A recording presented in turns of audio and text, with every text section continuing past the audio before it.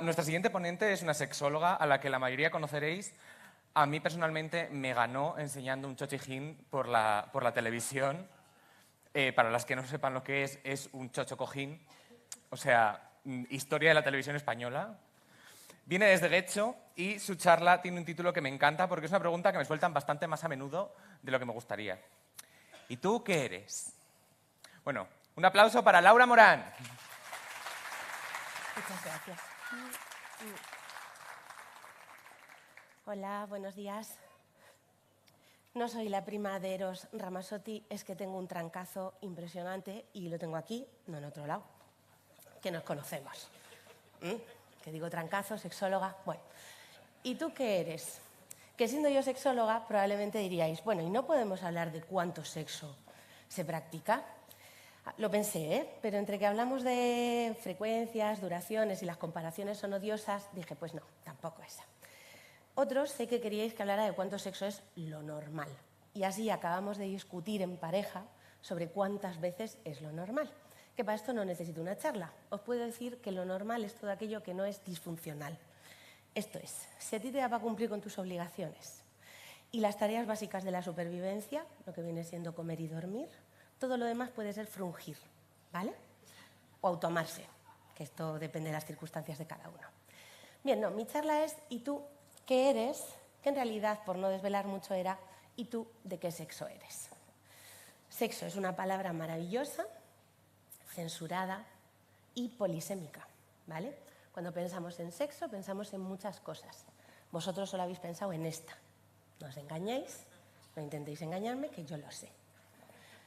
Cuando en consulta, en terapia de pareja especialmente, explico que el sexo es más que frungir, me refiero a vínculo, me refiero a empatía, me refiero a afecto. Pero en este caso, cuando os quiero decir que el sexo es más que frungir, es porque quiero rescatar algunos tipos, si se puede llamar así, de sexo. Son muchos más, pero yo he rescatado el sexo que hacemos. La charla no va de esto, ¿vale? El sexo que hacemos lo dejamos esta noche para la cena, el pinchopote o los descansos. Voy a hablar del sexo de la X y la Y, pero muy brevemente porque lo ha hecho David genial. El sexo que se nos ve y el sexo que se siente. Que esto en el idioma profesional viene siendo relaciones sexuales, sexo cromosómico, gonadal y genital y la identidad de género. Bien, el sexo cromosómico, voy a hacer una leve pincelada porque ya os lo han contado todo muy bien. Si os acordáis de las clases de Natu, todas las células del cuerpo humano, o casi, tienen 23 pares de cromosomas. Algunas, para los de letras, 46 cromosomas en total. Yo soy de letras, por eso. Y es algo así como el manual de funcionamiento y construcción de cada uno de nosotros. Pero hay algunas que no, que solo traen 23. ¿Por qué vienen incompletas? Son las células sexuales, espermatozoides y óvulos. ¿Por qué? Pues porque cuando el método anticonceptivo falla o no se usa, ¿vale?, se hace 23 más 23, para los de letras 46. Y ya tenemos el libro cromosómico completo. El último par, que también lo ha mencionado David, gracias, no sé dónde estás, pero gracias, es el par sexual, porque determina el sexo del embrión. No son gominolas, son el cromosoma X y el cromosoma Y. Bien, tradicionalmente o estadísticamente es frecuente que las mujeres tengamos un sexo cromosómico XX y que los hombres tengan un sexo cromosómico XY. Cuando se forman los gametos, pues las mujeres solo aportamos X y los espermatozoides pueden aportar X o Y, que por eso tradicionalmente se decía que los hombres decidían el sexo del embrión.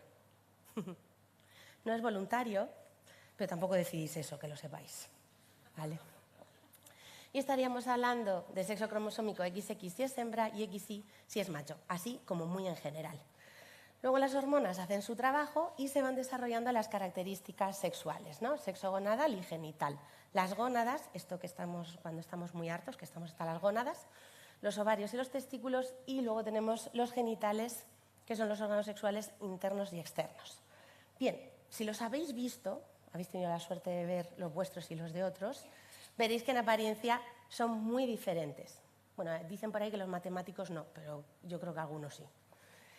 Son muy diferentes. Sin embargo, en el desarrollo embrionario, sobre todo en las primeras semanas, da igual qué sexo cromosómico tenga el embrión, somos idénticos, ¿vale? Partimos de toda la estructura de los genitales, parte del tubérculo genital. Y como os ha contado David, Cuando el embrión es XY, el gen SRY, si hace su trabajo, activa el bombardeo de testosterona y se desarrollan los genitales que conocemos típicamente como masculinos. Si la testosterona no se manifiesta o no se asimila, pues se desarrollan los que conocemos como típicamente femeninos. ¿Vale? Bien, vamos a recapitular. Que yo soy de letras y me hacía falta. Tenemos unos gametos salidillos que se van de cena a cine, practican el sexo sin anticoncepción y entonces hay fecundación. Y un desarrollo embrionario. Y ahora llega el parto. Y la madre del cordero. ¿Y tú de qué sexo eres, no? O qué te pongo en la partida de nacimiento. Porque aquí, en nuestro país, es obligatorio marcar esa casilla. Preguntarle al bebé que ha tenido un día difícil está feo, ¿vale? El sexo cromosómico tampoco nos va a aportar mucha más información que las gominolas. Así que lo que hacen los médicos es tirar de estética, de lo que se ve, ¿no?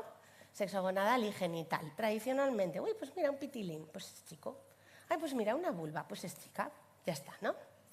Pero ¿y si todo no fuera rosa y azul? Si habéis oído hablar de los estados intersexuales, os los han contado ya hoy esta mañana, son aquellos en los que se da una combinación de características biológicas, o sea, estamos hablando de cromosomas, de gónadas y de genitales, masculinas y femeninas. Anteriormente se les llamaba hermafroditas. ¿Os suena esta palabra? Pues es fea, ya no se utiliza, ¿vale? Es un método reproductivo de algunas especies que tienen un sistema reproductor mixto, pero no es esto lo que les pasa a las personas intersexuales. Tradicionalmente, cuando tenemos un cromosoma XX, pues como os he dicho, desarrollamos ovarios y vulva. Y si es XY, pues testículos y pene. Pero el desarrollo embrionario tiene tantas variables que puede pasar que unos cromosomas XX acaben desarrollando unos testículos y un pene, que sería el síndrome de Le Chapelle, o tener unos cromosomas inicialmente de macho, pero desarrollar ovarios y vulva, como sería el caso del síndrome de Swyer, o, nos lo ha contado hace un momentito David, el síndrome de insensibilidad androgénica, en el que hay unos cromosomas XY, pero los testículos no terminan de descender y tiene una apariencia de vulva. También puede pasar que los cromosomas, en vez de ir de 2 en 2 como la Guardia Civil, se marquen un trío, que también nos lo ha contado David. Y me has pisado la charla, David, pero gracias, porque lo cuentas mejor que yo. Testículos, pene, unas mamas más grandes de lo normal y tendríamos el síndrome de Klinefelter.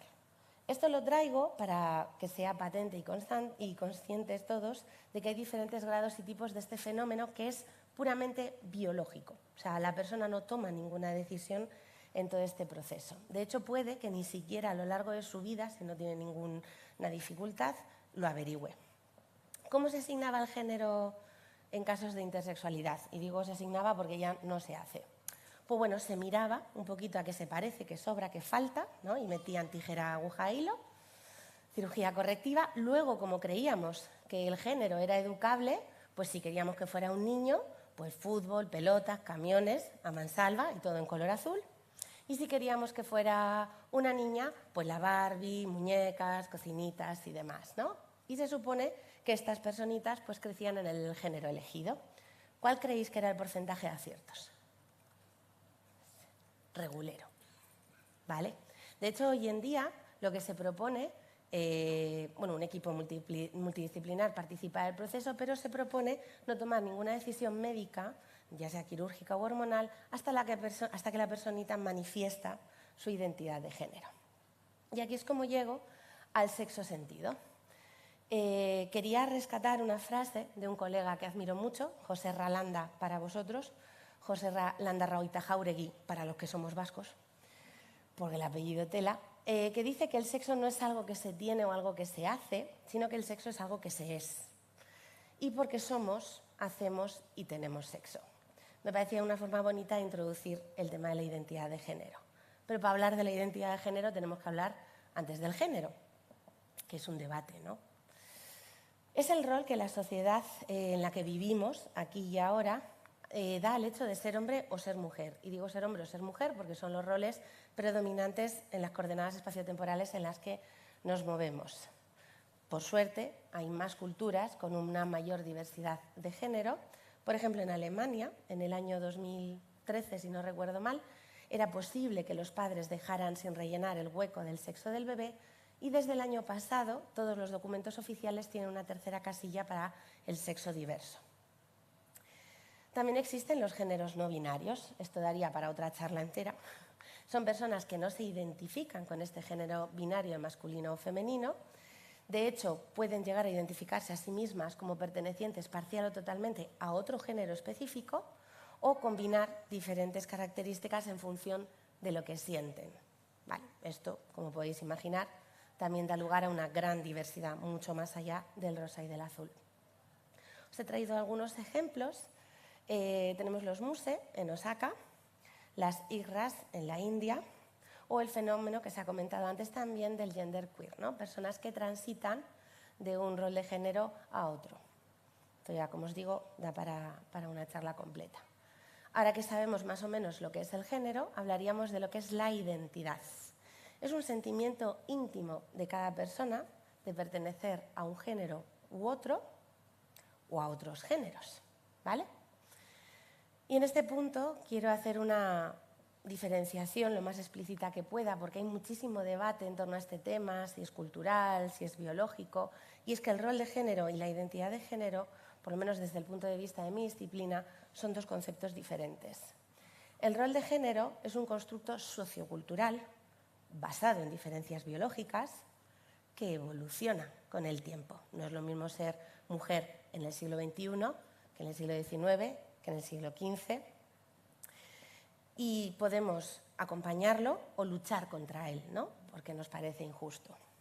Pero que sea un constructo cultural no quiere decir que la sociedad decida, ¡hala, pues no nos gusta el género, nos lo cargamos! No, lo que hacen las culturas es dotar de contenido y de significado el rol en función del momento en el que se vive.